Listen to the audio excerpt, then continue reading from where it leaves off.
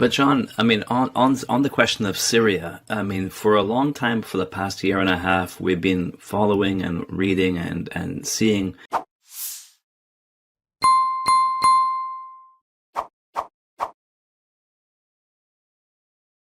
And people have been saying Israel, I mean, obviously Israel has been doing an enormous amount of damage in terms of the bombing of civilians, the killing of Palestinians, the killing of Lebanese, just massacres and genocide and so on and so forth. But the sense was that Israel wasn't, quote, winning politically.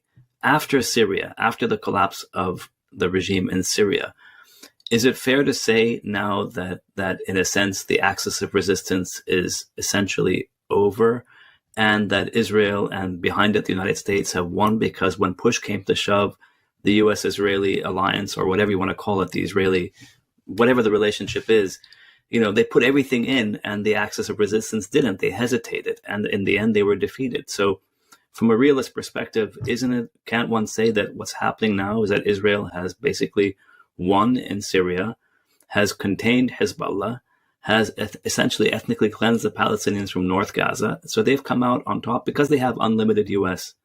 aid and support, despite the genocide, or irrespective of the genocide. So how do you read the situation in Syria and the unfolding of the situation of Syria from a realist perspective?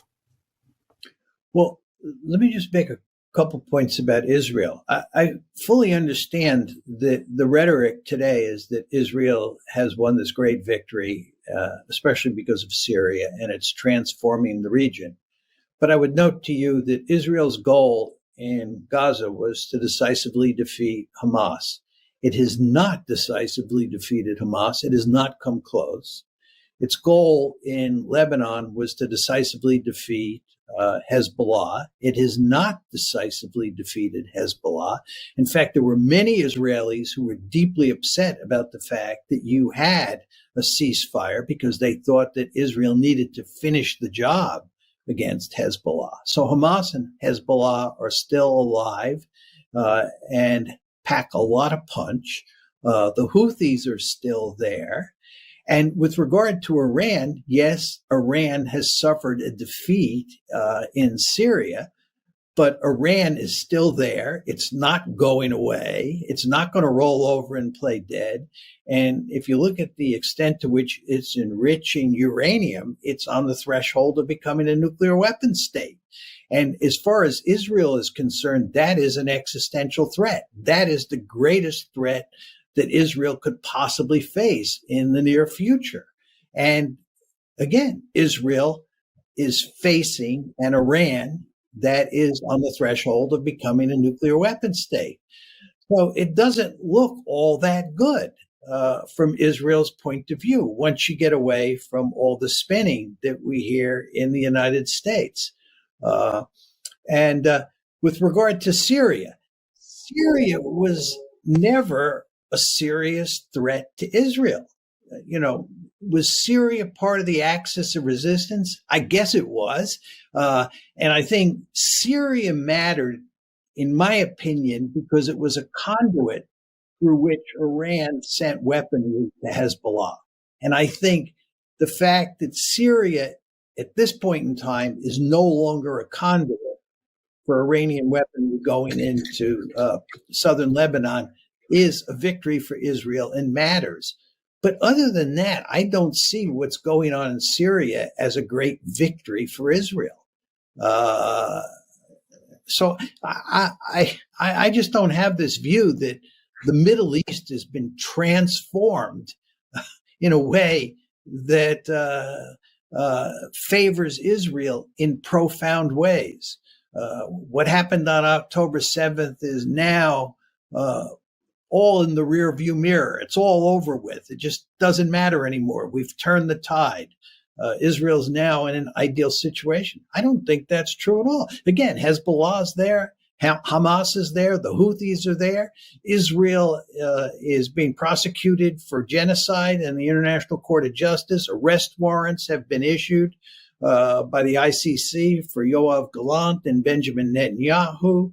Israel's reputation around the world is in tatters. All sorts of people, even in the West, understand that this notion of Israel as a David up against a Goliath is a myth that bears zero resemblance to reality.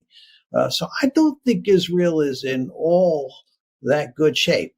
And finally, you want to understand that there are powerful centrifugal forces inside of Israel that were threatening to tear the country apart before October 7th. There were countless articles in the Israeli media about a potential civil war in Israel before October 7th. Those centrifugal forces, in my opinion, will be even stronger moving forward, mainly because of demographics related to birth rates among the ultra-Orthodox, right? So this is a country that has big problems at home. It's become more dependent on the United States than ever, which is not in its interest. And in terms of the constellation of adversaries that it faces out there, it doesn't look like such a promising position to be in from my point of view. No, I agree. I mean, I agree with you. I agree with everything you said, John. I wasn't advocating the opposite. I was just asking. These are questions that get asked, and this is what people often hear on in terms of the interpretation. But in terms of deterrence, I mean, you could also flip it from the other side and say the Hezbollah, for example, had said that they had established deterrence with Israel. That if Beirut is bombed, Tel Aviv would be bombed, and what happened at the end is that the ceasefire that's occurred has occurred where the Israelis are violating the ceasefire every single day, and they're establishing this new, well, they're trying to, let's see what happens, this new paradigm which says that they can bomb wherever they want, whomever they want, and they can invade Syria and nobody can stop them. And I'm just like trying to figure out, like, when people look at this, the Axis has also taken a hit. It's not just that Israel has not accomplished its goals. The Axis of resistance was unable to stop the genocide.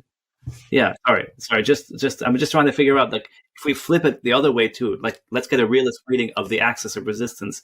I agree with everything John said. I'm just saying, let's look. No, I agree with what he said too. But on the other hand, you could say 5 or 6 Israeli army divisions didn't make more than 1,000 or 2,000 meters into Lebanon after 2 months of incredible fighting, right? Or Hamas in Gaza today is still destroying Israeli tanks and knocking out Israeli infantry.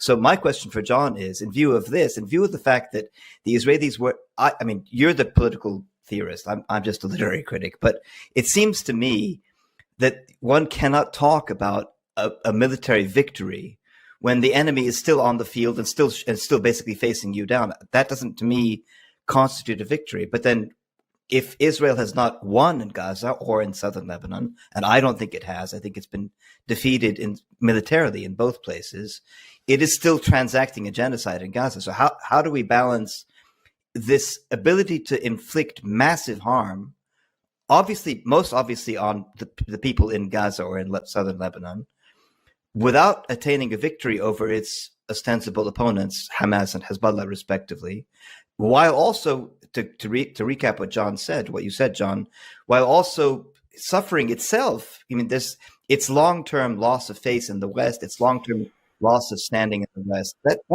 will hurt it in the long run. There's no question about that. Its own internal crises that have deepened, and its economic crisis, the fact that these wars are incredibly expensive, drained its army, which is basically a conscript army that can't fight on all these fronts for months and months and months on end. So how do we balance it in the end? Like, I guess one question is, what do we do with this balance between its inability to achieve what I would understand military victory to be, but of course you can correct me on that, with, on the other hand, its ability to inflict massive harm, the killing of probably 200,000 Palestinians in Gaza, the destruction of every house, school, hospital, university, and so on. How do we, when you're assessing these, how do you balance these things in your terms, if that makes sense? Well, I'm not sure how you can balance them in any precise way. I mean, there's sort of two sides to the story. And there's no question that the Israelis have won in certain respects, right? There's no question that getting rid of Assad and cutting off the conduit in southern Syria is a win for Israel. There's no question that getting a ceasefire with Hezbollah in southern Lebanon was, in a certain sense, a win for Israel. But the point is that Israel has a whole set of problems that it wants to solve, that wants to put an end to these problems. If you go back to the whole question of how to deal with the Palestinians, and you talk about the iron wall, Zeev Jabotinsky's notion of an iron wall, the idea was that you could eventually beat the Palestinians into a submission, that there was an end game here. The problem the Israelis face is there's no end game. They may win tactical victories along the way. They may capture more territory. The borders of Greater Israel will obviously expand as a result of this war. Not tremendously, but somewhat. But the problems that they face have not gone away. The Palestinians are still there, Hezbollah is still there, and so forth and so on. And what this tells you, or at least tells me, is that you cannot solve these problems with military force. The Israelis and their American allies, this gets back to our early discussion, that it's hard to just talk about the Israelis, because this victory, by the way, is due in large part to the Americans, not the Israelis. Let's just go to Syria for a second. It's not the Israelis who are principally responsible for toppling Assad. I believe the Israelis played a minor role in that. It's the Turks and the Americans who played the key roles in toppling Assad. Of course, the United States was basically doing Israel's bidding, but it was not Israel itself. But you have this situation where Israel relies on the big stick. It's big stick diplomacy. It's the iron wall, in effect. It's Jabotinsky's way of dealing with Arabs, right? The idea is you just beat the hell out of them and they're eventually going to submit. But that doesn't work. There has to be a political solution to these problems. This is why every president since Jimmy Carter pushed hard for a two-state solution, because those American presidents understood we needed a political solution, and the two-state solution was the best idea we could come up with. Well, that didn't work. The Israelis are not interested in political solutions. The Israelis are interested in using the big stick. And that big stick is basically an American big stick or an American supplied big stick. And they think that they can beat the hell out of people forever and ever and get away with it. And that this is going to have a happy ending at some point. I wouldn't bet a lot of money on that. I think the Israelis are in real trouble. And these so-called victories now are tactical victories. Yeah, I would concur with that completely. But we're almost done now. Just to wrap up, in a way, to come back to the lobby and the domestic scene here in the U.S. I mean, insofar as the Israeli so-called big stick is in fact an American supplied, financed, enabled, etc. big stick, obviously it means, as you were saying at the beginning of this conversation, the Israelis depend ever more on the U.S. to the point of this is an absolute. They'd be paralyzed without U.S. support. Therefore, the work of the lobby is all the more important to sustain this enterprise, right? I would say, I think that clearly, as you've said, the lobby is very, very strong. But on the other hand, if we look at our campuses, I know I've been following the news a little bit from Chicago, here at UCLA, at other campuses across the country, and in some of the opinion polls, especially of young people in the U.S., it seems to me that the power of the lobby to reach young people, college campus is a representative of that population, is at best fraying, right? So that yes, they can impose massive repression. Yes, we have riot police on our campuses. Yes, even our academic freedom is being imperiled, as you know it is across the board.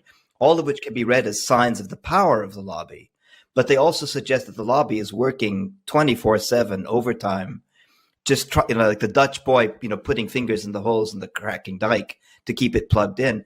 How long do you think it can sustain that? How long do you think it can sustain this level of sweaty, feverish overtime, trying to put out one hole, one crack after another? Or do you think at some point, especially if American power declines, globally speaking, because of all the factors that people have often talked about, the eventual de-dollarization and all these other kinds of pressures that are also on the U.S., how long do you think, I mean, how sustainable is this enterprise, if especially insofar as it depends on a massive regime of suppression that we see on our campuses here in the US, which in my experience on American college campuses is unprecedented.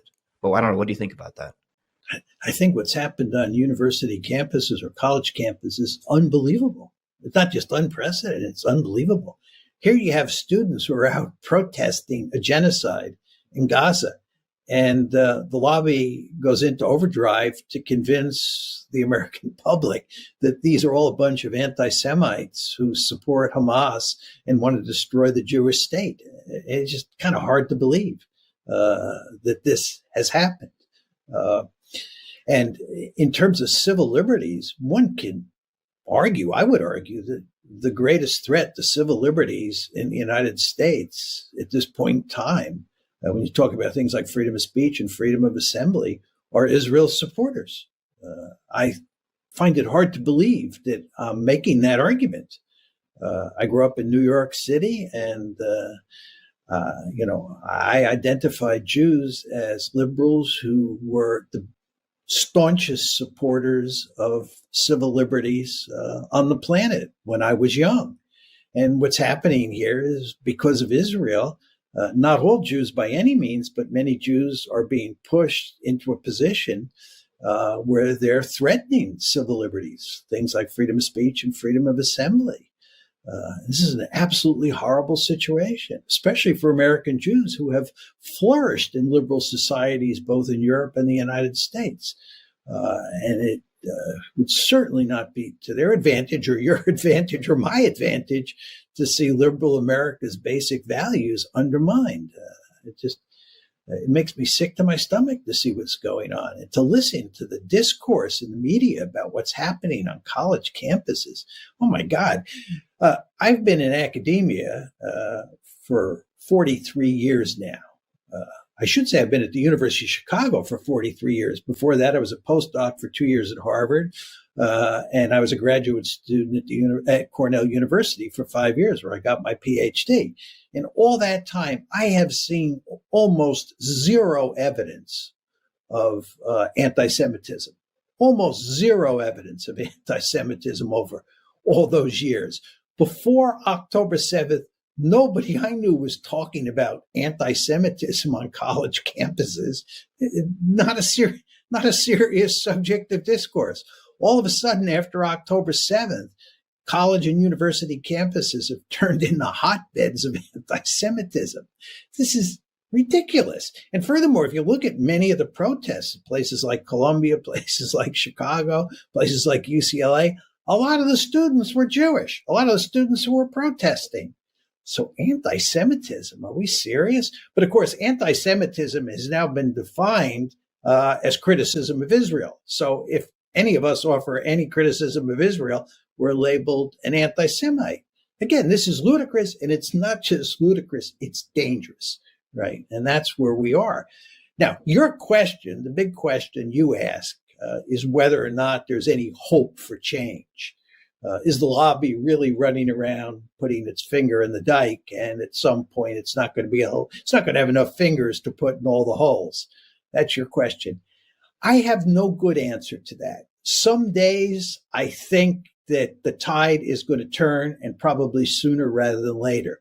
The lobby just can't sustain this. Other days I think they'll just go on and on and on. If you look at where the lobby was on October 7th and where they are today, they are, I believe, more effective at the policy level today than they were on October 7th. And one could argue that moving forward, they will get even stronger, if that's possible, or at least stay as strong as they are. And but at the same time, you were getting at this, you look at what's happening in terms of the discourse in this country. You look at what's happening around the world. It's hard to believe that this is sustainable over the long term. And I'll take one more cut at this to just sort of give you another angle that I often think about. I think if you look at Greater Israel, the Israelis have four choices. The first two are off the table. One is a truly democratic Greater Israel, which would not be a Jewish state for long. would be a Palestinian state. So that's not going to happen. Second alternative is a two-state solution. That ship has sailed. Two-state solution is not viable.